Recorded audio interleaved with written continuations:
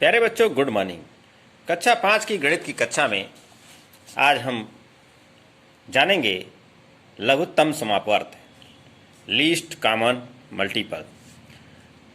लघुत्तम समापवर्त की अभाज्य गुणनखंड विधि, least common multiple by prime factorization से हम लोग सीखेंगे। यहाँ देखिए, इस विधि में हम पहले दी हुई संख्या का अभाज्य गुणनखंड ज्ञात करते हैं और अभाज्य गुणनखंड ज्ञात करके फिर उसमें हम समान अपवर्त को ढूंढते हैं और जब समान अपवर्त मिल जाता है तो उसको और उसके साथ अन्य अपवर्त को भी हम लिख करके आपस में गुणा करके लघुत्तम समापवर्त निकाल लेते हैं। प्रश्न उठता है कि हम अभाज्य गुणनखंड कैसे निकालें। तो उसके लिए यहाँ देखिए, ये 15 है, 15 को हमको गुणनखंड करना है। तो सबसे पहले हम सबसे छोटी संख्या से वह सबसे छोटी संख्या चुनते हैं जिससे यह विभाजित हो जाए। अगर हम 2 चुनेंगे तो 2 से 15 विभाजित नहीं होगा, इसलिए हमने 3 चुना है। 3 पच्चे 15, 5 आ गया। फिर 5 किससे विभाजित होगा? 5 से ही होगा। 5 एकन्ने 5। अब हमको अभाज्य गुणनखंड मिल गया 15 का। 3 गुणे 5, 3 पचे 15। इसी तरह से 20 का अभाज्य गुणनखंड निकालना है तो पहले 2 से करेंगे, क्योंकि 20 2 से विभाजित हो जाएगा। 2 दहिया 20। फिर 10 भी 2 से विभाजित होगा। 2 पचे 10। उसके बाद 5 बचा। 5 सिर्फ 5 से ही विभाजित होगा। 5 एकन्ने 5।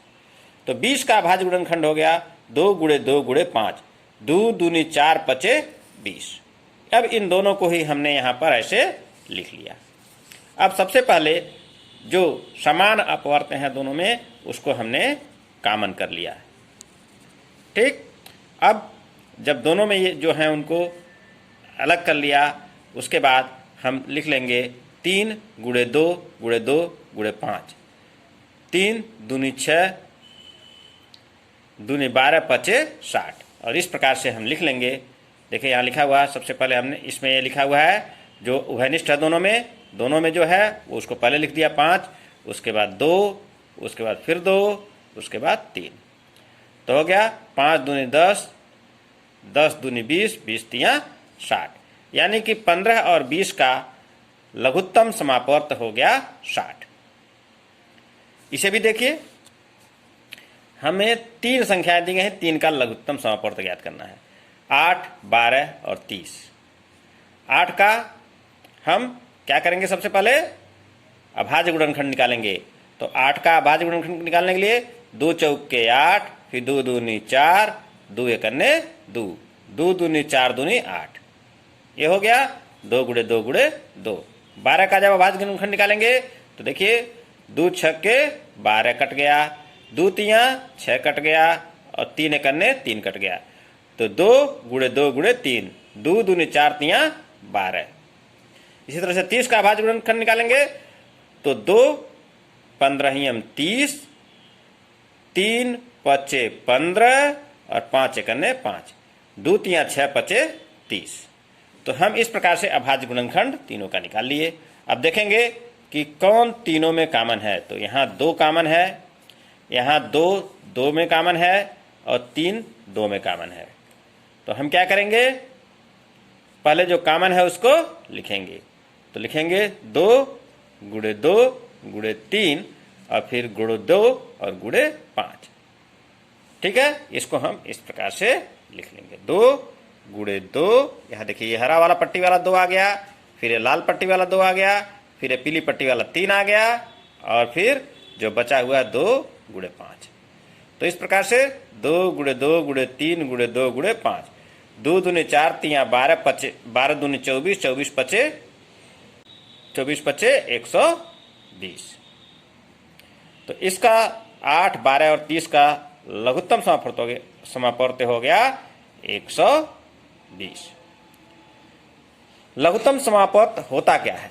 लघुत्तम समापवर्त वह संख्या होती है जो किन्हीं 2 दी हुई संख्या, 2, 3 या 4 जितनी भी दी हुई संख्याएं हैं, उन संख्याओं का लघुत्तम समापवर्त वह छोटी से छोटी संख्या होती है जो उन सभी संख्याओं से पूरी पूरी विभाजित हो जाती है।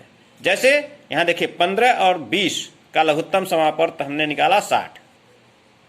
ठीक, तो अब 15 से भी 60 कटेगा और 20 से 15 चौक को 60 और 20 तियां 60, दोनों से ही कटेगा। अब 60 से कोई भी छोटी संख्या लेंगे हम तो 15-20 दोनों से नहीं कटेगा।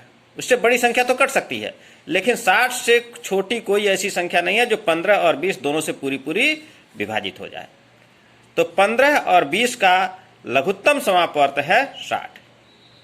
इसी प्रकार से यहां हमने 8, 12 और 30 का लघुत्तम समापवर्त निकाला है कितना, 120।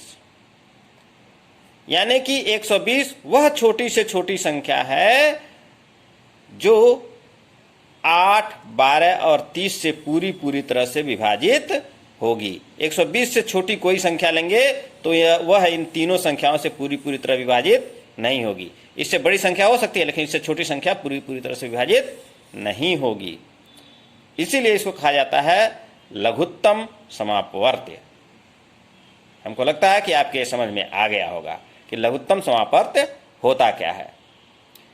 किन्हीं दी हुई संख्याओं का लघुत्तम समापवर्त वह छोटी से छोटी संख्या होती है जो उन संख्याओं से पूरी तरह से विभाजित हो जाती है। ठीक, तो इसमें आप लोग अभाज्य गुणनखंड विधि से लघुत्तम समापवर्त निकालना, लीस्ट कॉमन मल्टीपल ज्ञात करना सीख लिए हैं। आप लोग यहां दिए हुए प्रश्नों का लघुत्तम समापवर्त ज्ञात कीजिए। प्रश्न 1, 14 और 20 का लघुत्तम समापवर्त ज्ञात कीजिए। दूसरा 12, 26, 30 का लघुत्तम समापवर्त ज्ञात कीजिए। और 25, 35, 45 का लघुत्तम समापवर्त ज्ञात कीजिए। आज के लिए बस इतना ही। मिलेंगे महत्तम समापवर्तक के साथ, तब तक के लिए धन्यवाद, नमस्कार।